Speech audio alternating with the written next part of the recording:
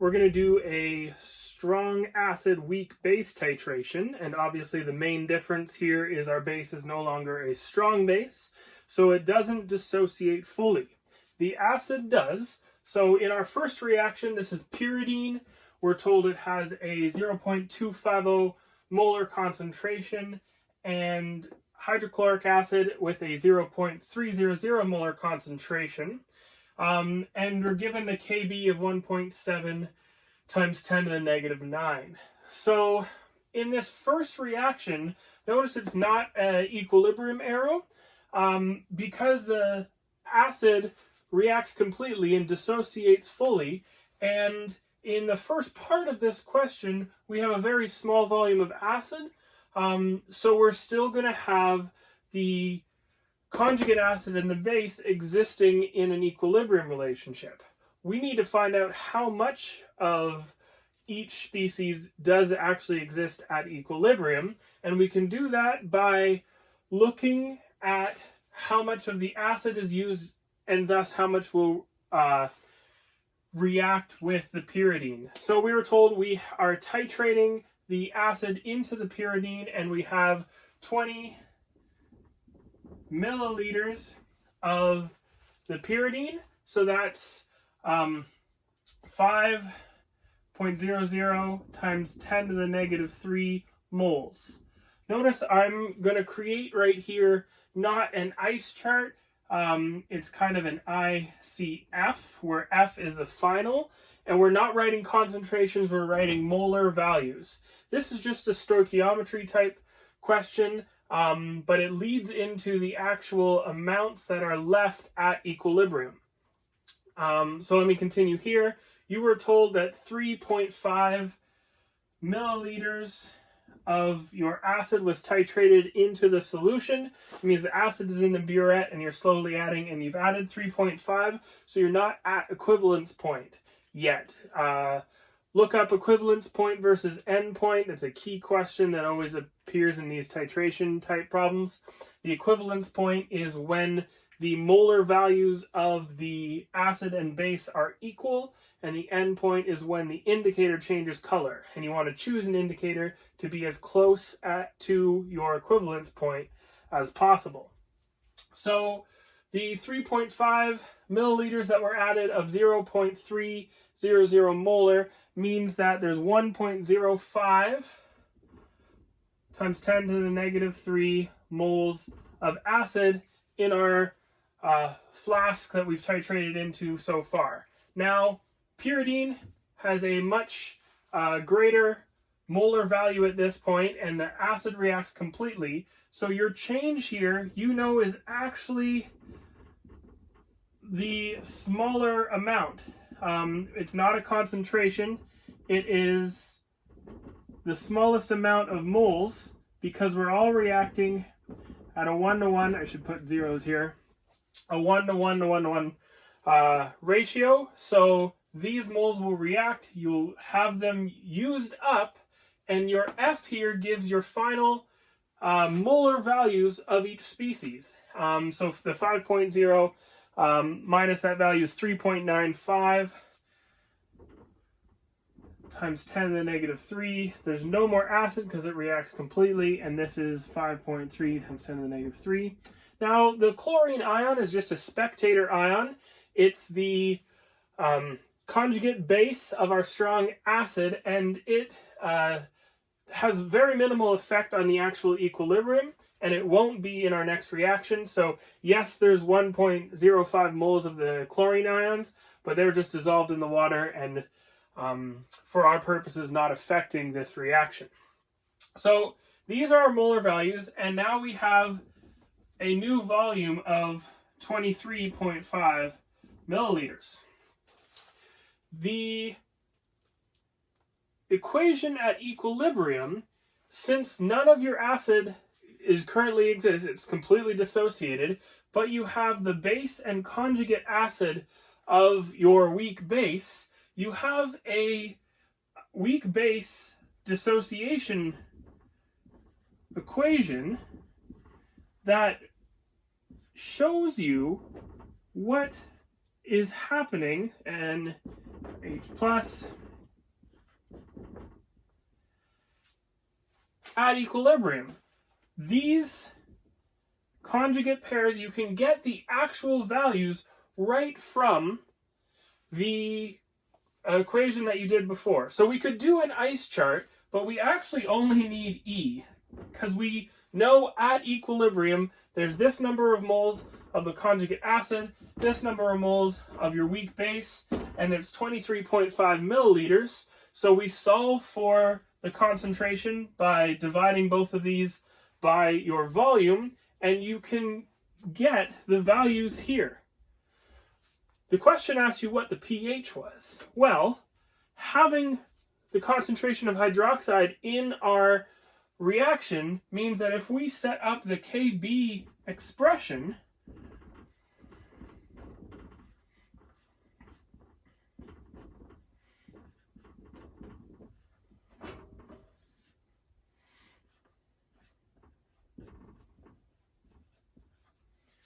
like that, we have our Kb. I just said we can calculate our equilibrium concentrations of our weak base and conjugate acid, so we can rearrange this formula for hydroxide.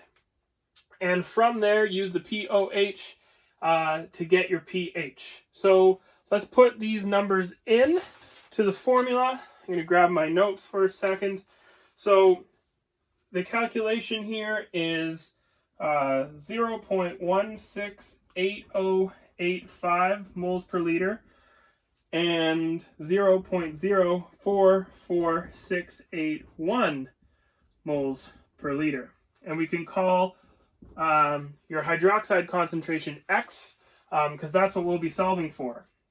Rearranging this here, the hydroxide concentration, or X, will be equal to your Kb times the concentration of your conjugate acid divided by the concentration of your weak base.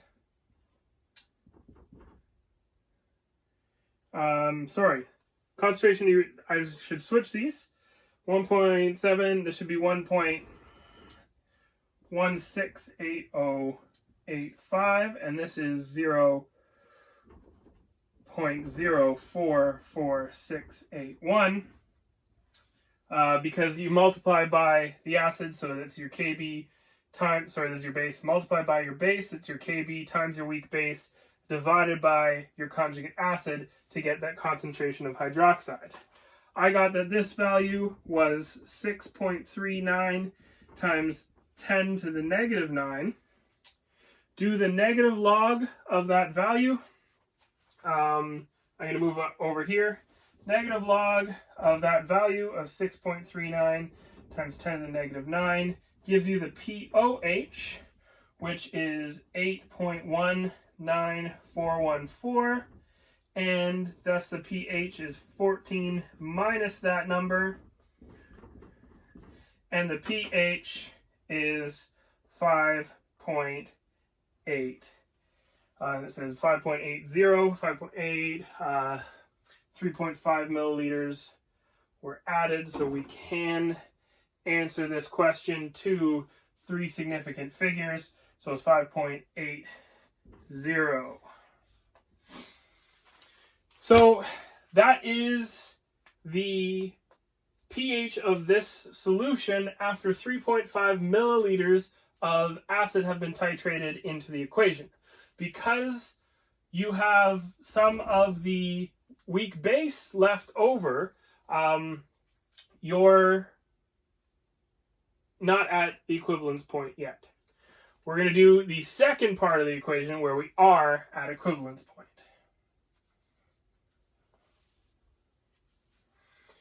Okay, so the second part says, what is the pH at equivalence point? We know at equivalence point, the molar values of the acid and base are equal. It is not necessarily a pH of 7. That is the equivalence point of a strong acid, strong base, because they both dissociate fully. Here, we have a strong acid and a weak base, so our pH should definitely be on the acidic side. And it should be more acidic, so a lower pH, than the first part of this question, because we've now added more acid to our solution. So the 20 milliliters of your weak base was a constant. It was in your burette. That's what you're titrating into. So your molar value of your base is also a constant. It won't change. You're not adding any more into the solution, meaning at equivalence point, your molar value of hydrochloric acid has to be the same.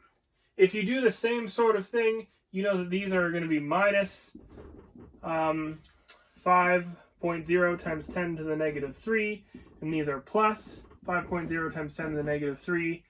We're not starting with any of this. This is a spectator ion, so your final molar values are only the conjugate acid, meaning the second chemical equation that you can write at equilibrium for this strong acid weak base titration is the dissociation of your conjugate acid. The opposite, essentially, whoa, I just realized I do not have the hydrogen there. That should be a correction for since minute 1 of this video, so make that correction if you're wondering that. Caught that pretty late. So we're writing the acid dissociation now. So the conjugate acid donates to water, and you have pyridine. And now I write the H. Pyridine as your conjugate base in this case. So a couple things that you need to know, because now we're going to set up an ice chart. So our initial concentration can be calculated from 5.0 times 10 to the negative 3. But you need to know the volume of HCl. So we know the concentration and we know the molar value. We have to rearrange this for volume. V equals 5 times 10 to the negative 3 divided by 0.30 to get that your volume is 0.016 liters.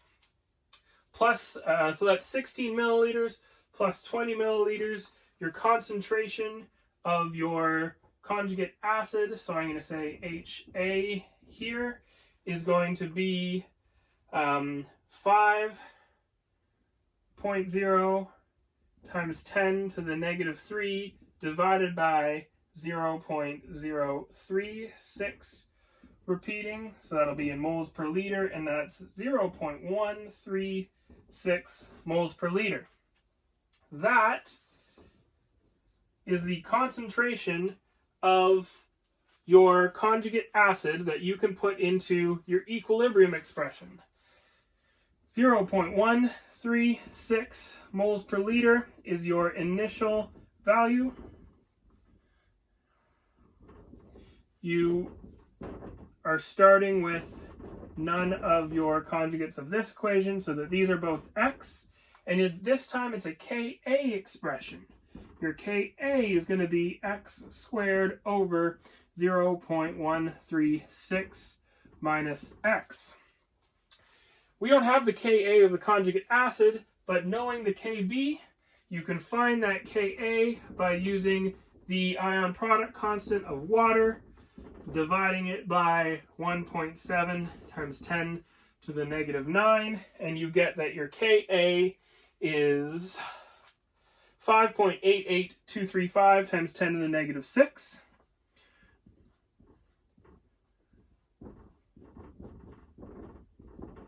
Now, your initial concentration is 0.136, so that's a times 10 to the negative 1. This is times 10 to the negative 6. The difference in magnitude of those two numbers is greater than 3, so we can ignore this guy here, avoid having to do the quadratic formula, and solve for x. Multiply this number by 0.136, take the square root, and that will give us x, and that value is 8.956. X equals 8.956 times 10 to the negative 4. X is your hydronium ion concentration. So the negative log of that value, I'm going to run out of room here, negative log of 8.956 times 10 to the negative 4 gives you your pH. And that value is 3.047. So to the proper significant figure for this question, 3.05 is your pH of this titration at equivalence point. Okay, so few different things. I'm going to run them through quickly one more time, so watch for all of these titration questions. Strong acid and weak base. If you are before or after the equivalence point, you use your molar values to look at the stoichiometric ratios. We're only going to be looking at monoprotic acids and bases, so you won't they'll always be 1-to-1. Monoprotic means donating 1 proton. If you're not at equivalence point, there's going to be some of your weak acid or weak base left over, and thus some of your weak acid or weak conjugate base that had been formed. You put that into an equilibrium expression and solve for either hydroxide or hydronium ions. If you are at equivalence point, then you know that the molar values of the acid and the base are equal. So when you write out the initial expression, all of your reactants will have been used up to create your conjugate acid or base, and that will be what exists at equilibrium.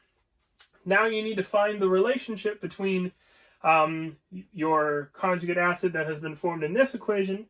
Note that the product will always now at equivalence point be the reactant, and use the ice chart to solve for, again, hydronium ion or hydroxide ion concentration to then get the pH.